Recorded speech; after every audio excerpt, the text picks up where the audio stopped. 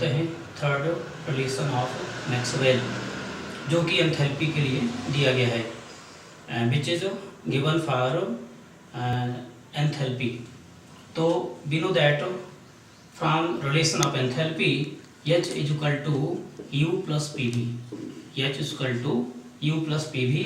H को अपन enthalpy कहते हैं, U को अपन कहते हैं इंटरनल एनर्जी, P को अपन प्रेशर कहते हैं, V वॉल्यूम है, H एंथैल्पी है, U आंतरिक ऊर्जा है, P दाब है और V जो है आयतन है।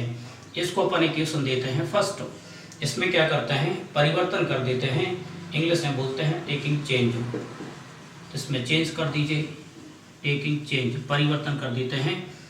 तो आपको मिलेगा DH equal to DU plus DPV। हम क्या करेंगे, जो P है इसको मान लेते हैं फर्स्ट फंक्शन, इसको ले लेते हैं सेकंड फंक्शन, और जो डिफरेंशिएशन का प्रोडक्ट का फार्मूला होता है उसको अपन यहाँ पर अप्लाई कर देते हैं। तो अपने को मिलेगा DH equal to DU plus first function P है तो मिलेगा P dV plus V dP।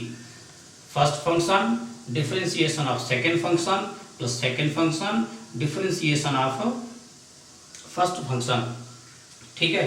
इसको अपन देते हैं इक्वेशन सेकेंड। हम जानते हैं from mathematical form of first law thermodynamics, ऊष्मागतिकी के प्रथम नियम के गणितीय स्वरूप से ये होता है dQ equal to DU plus DW, ठीक है। तो DQ अपन को जो वैल्यू चाहिए है वह DU का वैल्यू चाहिए है, तो DU इक्वल टू मिलेगा DQ माइनस DW। मैंने आपको बताया था from second law of thermodynamics, ऊष्मागतिकी के द्वितीय नियम से DS होता है DQ upon T। From second law of thermodynamics तो DQ का वैल्यू हो जाएगा TdS और DW होता है PdV। यहाँ पर हम वैल्यू पुट कर देते हैं, तो DU इक्वल टू होगा TdS माइनस PdV। इसे अपन इक्वेशन देते हैं थर्ड। इस थर्ड इक्वेशन से इसको थर्ड इक्वेशन दिया, इस DU का जो वैल्यू है इक्वेशन सेकेंड में पुट कर देते हैं। नाउ फ्रॉम इक्वेशन सेकेंड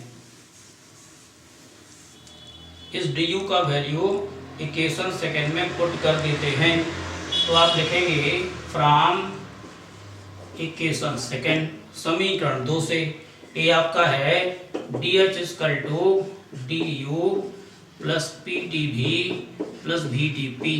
तो क्या करेंगे, DU का वैल्यू पुट कर दीजिए, तो DU का जो वैल्यू है वह है TdS माइनस PdV।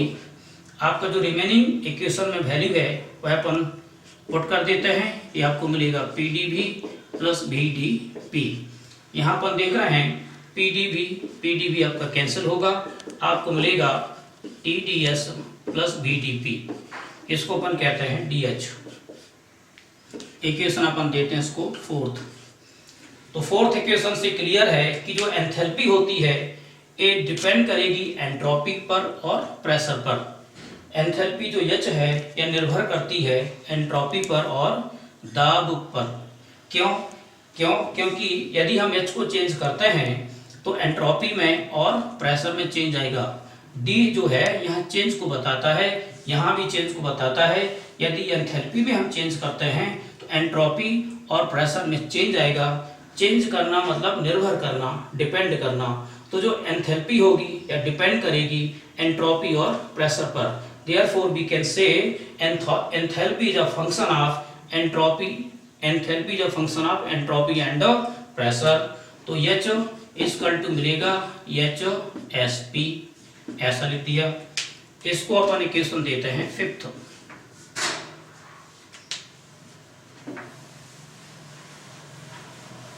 अब क्या करते हैं, जो एंथैल्पी है इसको अपन पार्शियली डिफरेंशिएट करेंगे, हिंदी में कहते हैं आंशिक अवकलन करते हैं। तो समीकरण 5 का आंशिक अवकलन करने पर तो अपने को मिलेगा DH equal to del H upon del S constant P।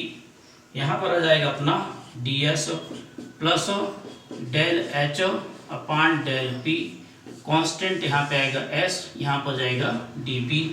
इसको अपन इक्वेशन दे दिया 6 इक्वेशन दिया। तो इक्वेशन 4th एंड 6th को देखिए, ds का जो मल्टीपल है यह है del H upon del S constant p। यहाँ जो ds का मल्टीपल है वह t है। तो इनके जो मल्टीपल है ds के मल्टीपल को अपन कंपेयर कर देंगे। ऐसे यहाँ पर अपन देख रहे हैं, यहाँ dp का मल्टीपल है del H upon del p constant s, और यहाँ dp का जो मल्टीपल है वह भी है। तो अपन इसको कंपेयर कर देते हैं। तो from equation 4th and 6th तो क्या पाएंगे, पहले अपन ds का मल्टीपल कंपेयर करते हैं। तो अपने को मिलता है del H upon del S constant p is equal to t। यहाँ पर dp का मल्टीपल देखते हैं, del H upon del p constant s। यहाँ जो dp का मल्टीपल है वह आपका भी है, इसको भी दे देते हैं। इक्वेशन अपना हो जाएगा, इसको 7th दे दिया, इसको अपन ने 8th इक्वेशन दे दिया।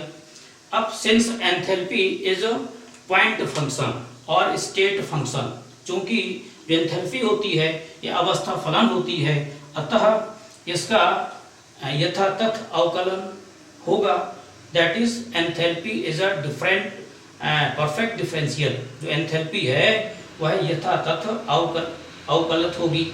तो अपन क्या करते हैं, इसमें यथातथ अवकलन की कंडीशंस को अप्लाई कर देते हैं।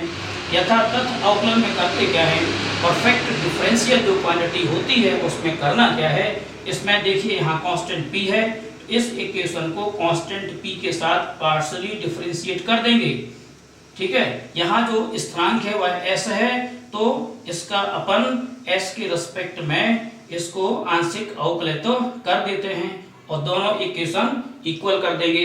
उसमें कंडीशन रखी जाती है, इनके जो कांस्टेंट हैं इनको अपन चेंज कर देते हैं। यहाँ का कांस्टेंट p है, यहाँ का कांस्टेंट s है, इसको अपन इंटरचेंज कर देंगे। तो अपन इस इक्वेशन 7th और 8th से देखते हैं। तो यहाँ पर आएगा from equation 7th and 8th since h is perfect differential, ये जो है यथातथ अवकल है। तो यहाँ पर कांस्टेंट देखिए p है, तो डेल अपॉन डेल p के मिलेगा del h upon del s constant p। ठीक है, इसमें ब्रैकेट लगा दीजिए। इसमें देखिए कांस्टेंट इसका s है, यहाँ s ले लेंगे, s इशू कर देते हैं। तो अपने को मिलेगा डेल अपॉन डेल s, ये आपका जाएगा del h upon del p constant s।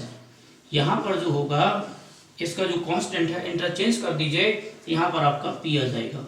Equation क्या जाएगा, यहाँ कांस्टेंट p आ जाएगा, इक्वेशन का नेम होगा यहाँ पर 9। ठीक, तो अपन equation 7th 8th and 9th से देखते हैं।